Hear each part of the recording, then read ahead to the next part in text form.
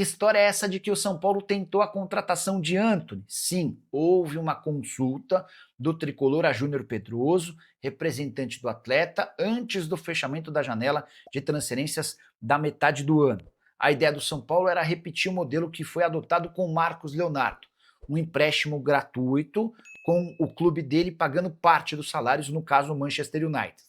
O São Paulo tinha alguma esperança de que essa história avançasse se propostas da Europa pelo Antony não aparecessem. E dá para dizer que o mercado de verão europeu não foi tão bom assim como se imaginava para o Antony. Foram poucas as ofertas. No final das contas, ele acabou vendido para o Betis por 25 milhões de euros fixos, mais bônus, impedindo qualquer possibilidade de o Antony se tornar reforço do tricolor. Jogador de 25 anos, formado na base do São Paulo, ainda com relação com o tricolor, é comum, é usual a gente ver ele fazendo postagens nas redes sociais, acompanhando os jogos do São Paulo, mas esse retorno do atleta ao tricolor certamente vai acontecer só mais para frente, quando o Antony estiver mais no fim da carreira e quando o São Paulo se apresentar em condições financeiras melhores. Até porque o Antony tinha salário superior aos 3 milhões de reais por mês, e para que o negócio acontecesse, o United precisaria assumir a maior parte dos vencimentos. Jogador comprado em definitivo pelo Betis, uma das maiores transferências da história da equipe espanhola, desde que foi comprado. São 4 aparições com um gol e uma assistência na temporada passada. Por empréstimo no Betis, o Antony arrebentou, deixando excelente impressão, até por isso acabou comprado.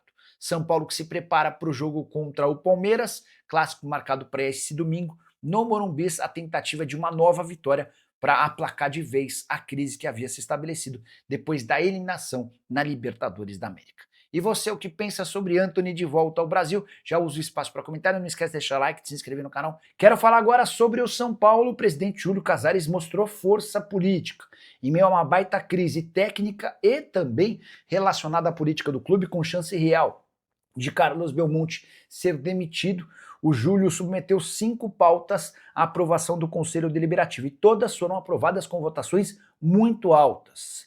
Quero destacar cada uma delas para vocês. Primeiro, uma permuta para atendimento dentário dos atletas da equipe profissional e também da base com a Odonto Fitness.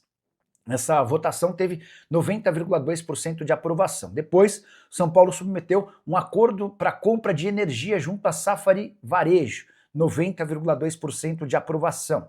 Houve também a votação da Chiasa Sinalização Viária para obras de infraestrutura, 90,7% de aprovação. São Paulo voltou a ter um acordo com a Viva Sorte para patrocínio na camisa do cartão de todos, 13 milhões de reais por ano e 89,3% de aprovação. O último item da pauta nessa reunião que aconteceu no Conselho Deliberativo dizia respeito a investimento com mídia digital junto a uma empresa chamada Fengfan, e 77,2% dos membros do Conselho Deliberativo também votaram a favor. Então, se existia algum rumor de que o Júlio Casares havia perdido poder dentro do Conselho Deliberativo, essa votação chega para mostrar o contrário. Júlio que tem sido muito criticado por torcedores do tricolor, especialmente a organizada, embora hoje o grande alvo da organizada seja Carlos Belmonte, diretor de futebol. Quero falar agora sobre o São Paulo, que voltou a vencer. Eram 4 derrotas seguidas, 1 gol marcado nos últimos 6 jogos, eliminação para a LDU e muita crise. Até que na noite dessa quinta-feira o tricolor venceu o Fortaleza por 2-0, jogando no Castelão. Resultado que permitiu ao São Paulo dias um pouco mais calmos até o confronto do próximo domingo, 5 de outubro, contra o Palmeiras no Morumbi. Luciano foi o autor de um dos gols da vitória do São Paulo, tricolor que havia aberto o placar com Tapia. Luciano não fazia gols há 13 partidas. E nesse período, somente uma participação em gol com assistência no jogo contra o Fluminense. Dá para dizer que o Luciano foi o grande culpado da eliminação do São Paulo contra a LDU, por conta de pelo menos 5 gols claros perdidos entre a partida de ida em Quito e a partida de volta no Morumbi. Quero registrar ainda que o São Paulo venceu o Fortaleza no Castelão, mesmo tendo um jogador a menos desde o primeiro tempo, quando o Rigoni foi expulso. Excelente partida de Luiz Gustavo, que não jogava há meses por conta de uma embolia pulmonar. O Luiz Gustavo foi escalado como zagueiro e deixou excelente impressão. Para completar, registrar mais um tabu quebrado por Hernan Crespo desde que voltou ao São Paulo. O tricolor não vencia o Fortaleza há 11 jogos, desde 2020. E aí, só para completar, registrar também que os outros tabus recentemente quebrados por Hernan Crespo tem a ver com vitórias contra Atlético Mineiro e Botafogo, de quem o São Paulo não ganhava também há muito tempo. Para completar, com a vitória, o São Paulo é o 7º colocado, 38 pontos conquistados, o Bahia tem 40, o Mirassol e o Botafogo 43. O problema do São Paulo é que o Tricolor tem um jogo a mais do que o Bahia e do que o Mirassol e o mesmo número de partidas do que o Botafogo. Bora fechar o vídeo para falar sobre o São Paulo e a possibilidade de Caleri voltar a jogar ainda em 2025. Você vai lembrar que o Caleri passou por uma cirurgia para reconstrução do ligamento cruzado anterior do joelho esquerdo em abril. Período de recuperação varia de jogador a jogador. Tem muitos casos em que atletas voltam apenas depois de 9 meses. Mas o Caleri esteve na segunda-feira no Morumbi para assistir a São Paulo e Ceará, derrota por 1-0, e foi perguntado por um jornalista do UOL se dá para imaginar que ele volte nesse ano, e a resposta foi dá. O São Paulo trabalha, especialmente por conta da ótima recuperação do Caleri em relação a esse problema no joelho, com a chance de utilizá-lo a partir do mês de novembro, com a lembrança de que o Campeonato Brasileiro se encerra no primeiro final de semana do mês de dezembro. O Caleri voltaria para jogar 1, 2, talvez 3, no máximo, no melhor dos mundos, 4 rodadas do Campeonato Nacional. São Paulo tem hoje o Brasileiro como sua última possibilidade para chegar à Libertadores da América. Vai ser mais uma temporada sem títulos, não dá para sonhar com taça, especialmente por conta da dificuldade de marcar gols. Nas últimas 6 partidas, São Paulo fez um mísero gol na vitória contra o Botafogo por 1-0, gol do Dineno. E foi exatamente pela falta de um camisa 9 que consiga converter as chances em gol que o São Paulo acabou eliminado pela LDU por 3-0 no placar agregado. Chances imensas, inúmeras, na partida de ida em Quito, assim como na partida de volta. E você, o que pensa sobre a possibilidade de Caleri voltar ainda em 2025? E também sobre tudo que eu contei no vídeo, já uso o espaço para comentário para registrar sua opinião. Só não esquece de deixar like, de se inscrever no canal. Quero falar agora sobre o São Paulo, mais especificamente de Luiz Gustavo. Volante que reapareceu no time depois de quase 6 meses e esteve em outra função como zagueiro, deixou a melhor impressão possível para o técnico Hernan Crespo, para os dirigentes e também para torcedores.